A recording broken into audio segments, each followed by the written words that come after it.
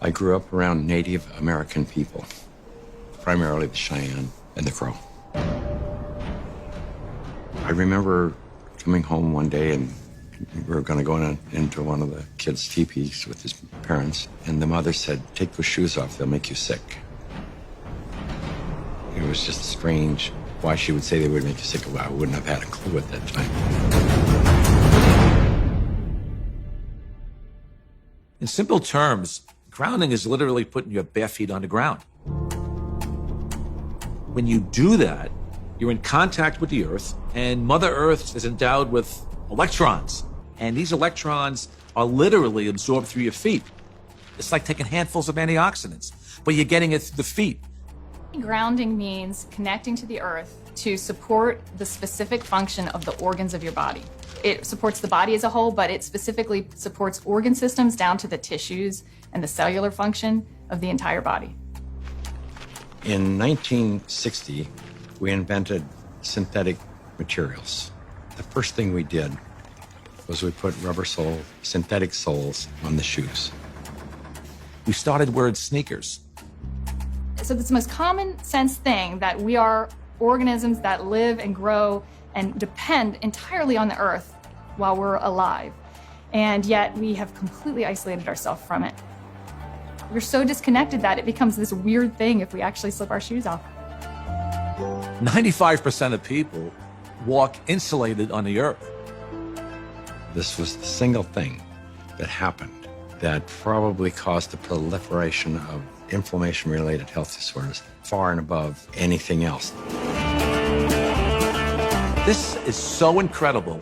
This is Nobel Prize material. I got involved in the cable industry in the early 60s. I first learned the need to ground cable signals as we were developing the industry. When you run a wire into the house, before you can go into the house, you have to ground the cable. I mean, you have miles of wire hanging up there in the air. If there's lightning in the air, it's going to hit the cable. And so what you want to do is create a path to ground for the lightning so that it doesn't enter the house or blow up the TV or create a fire. One day I was sitting at a computer and the computer kept crashing. I knew it was static electricity, so I put a piece of tape across my desk and grounded it. Then I realized in that process that the outlet wasn't grounded, so I fixed it so that I could get rid of the static electricity. And I didn't think too much about it. I walked outdoors and I sat on a bench. This tour bus pulled up, and it looked like they had just been to one of these outlet malls, and white Nike shoes were on sale. It just dawned on me. I asked the question, I said, I wonder if it's possible that humans are, we're no longer naturally grounded. I wonder if these shoes could be interfering with us. So that night, I went to the hardware store and I bought a roll of metal duct tape. And I just taped it across the bed. I threw a wire out the window and it had a ground rod outside. I connected to the ground rod on one side, connected to the metal duct tape that I had laid on the bed. So when I laid down on the duct tape, I was like grounded because it was connected to the earth. And I woke up the next morning and I thought, holy cow, there's something going on here, because normally for me to go to sleep, I had to take Advil. So I tried to find out what I could. The internet was hardly anything. This is back in '99. Went down to the University of Arizona into one of their medical libraries, and there was nothing. And in fact, I even tried to find the cause of chronic pain. The cause of MS was unknown. The cause of arthritis, unknown. They didn't know. Nobody knew. So I thought, well, I'll go out to LA. I'll go to UCLA and ask them. They pretty much laughed me off campus. They said, you expect us to believe that somebody's going to put a nail in the ground, tie a wire around somebody's toe, and it's going to make them sleep better? They said, get out of here. Go away. You're nuts. So I ended up having to put together my own study, and we grounded 60 people, and the reports that came in were unbelievable. TMJ disappeared, PMS disappeared, inflammation reduced, pain. Everybody slept better. Found an anesthesiologist in San Diego, and he says, I don't think there's anything to what you're doing. There's got to be an anomaly here, but I'll entertain you. He says, I will prove that you're wrong. Now, we did the study. It's the first study that I did that was a legitimate study where we had quantifiable data. Then we decided, well, we're going to do a big study now. And we ended up attracting scientists, physicists. When they saw the study, everybody said, well, this is really pretty interesting. I didn't know anything about grounding. I had never heard of it at all, but I became a new mom, and I had my first child, and she had colic, and she cried and cried and cried. First thing I did, being a physician myself, was take her to the pediatrician, and remember distinctly leaving that pediatrician's office with a knot in my stomach, because the first thing they told me is, it's a baby, let him cry. Literally the only time I noticed that she wasn't in pain, and the only time I could soothe her, was when I was outside and I was barefoot and I had her in my arms, and every time we were outside, she relaxed. I noticed if I did use a stroller or if she was in a car, she was still in pain and uncomfortable. This is not placebo effect. Like, she had no idea if I was wearing shoes or not. She doesn't know that. I'm holding her either way. And I just slowly started realizing this child can only take a nap and feel comfort as if she was on my skin, held skin to skin, and I was barefoot. She'd be dead asleep, and if I stepped in the house and took both my feet off the ground, she would wake back up and the pain response would come back. And I didn't know what it was called, and I didn't at that time feel comfortable thinking about using it in my conventional medical practice, but I just knew that this is what I'm gonna do to help my child. I was working with a mentor of mine, and she recommended that I ground my energy. I didn't know what she meant by ground yourself, so the first thing I did was go home and look it up on the internet, and through doing a search about grounding, I found Clint Ober's work and the book about earthing, and I realized that it's a real thing and a real healing modality with tons of medical literature behind it.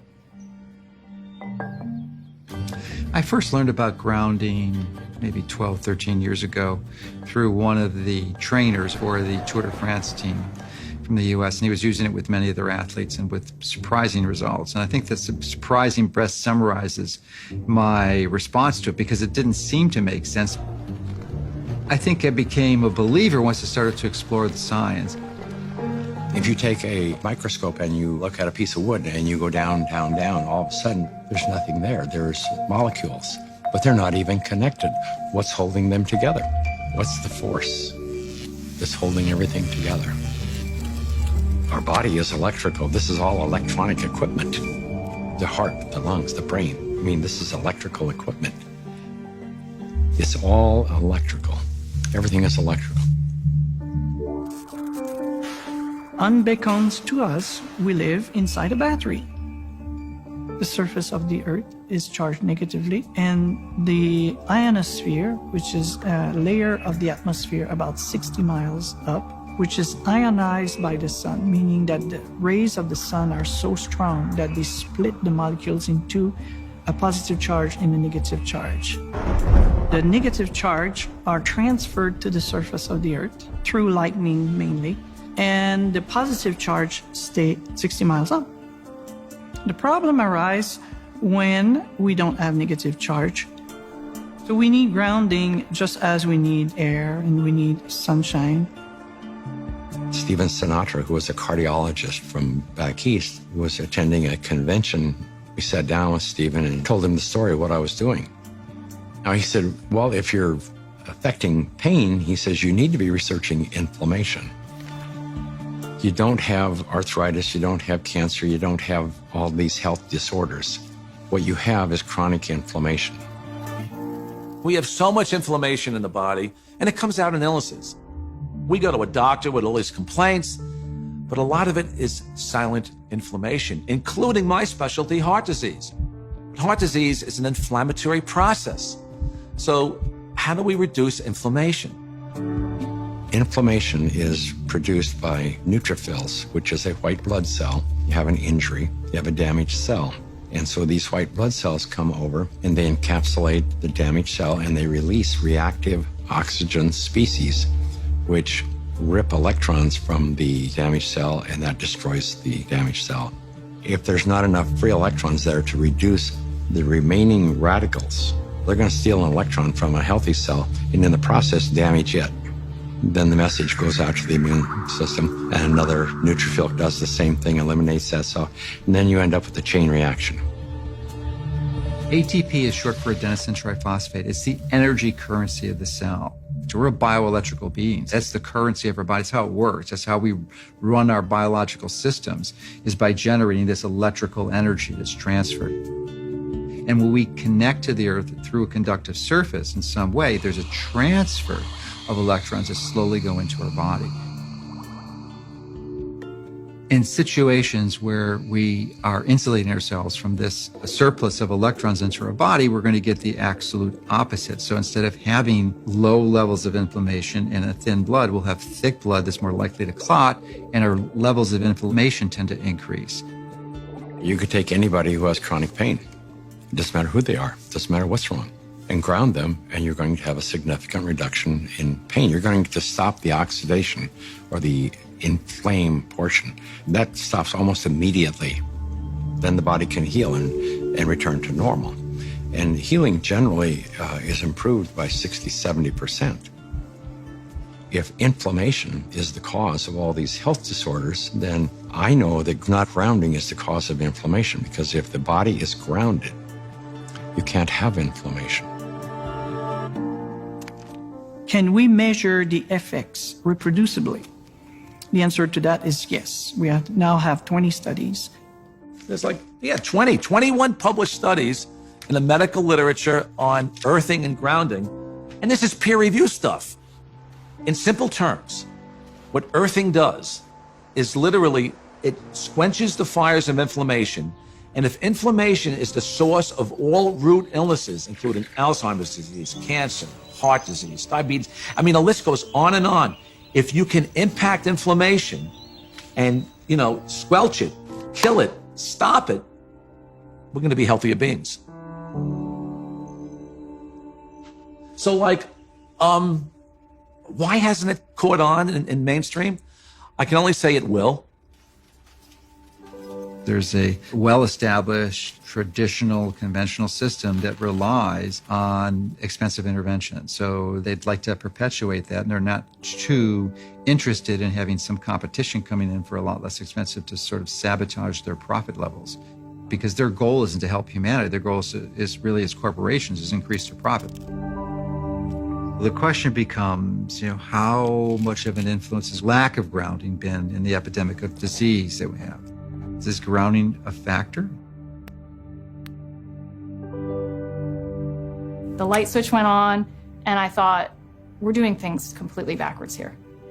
A typical day for a child is completely ungrounded. Most children wake up sleeping on a bed that was not grounded in a house or a building or on a floor that was insulated from the earth. And then they go immediately into a classroom that's insulated. And even on recess, in the recess period, they go outside and are literally fenced in and are paved with asphalt. And then they have after-school activities, which are either indoors or if they're outdoors, they are literally required to wear protective gear. Then even if they're exercising for 2 hours after school, 100% disconnected from the earth. And then they go home and they go inside and they eat dinner and they do homework all hours of the night, and then they pass out in an ungrounded bed.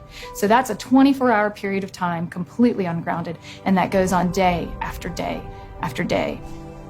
There's a resistance to integrating novel thoughts, and many times new ideas aren't implemented until the people who hold the counter opinion die.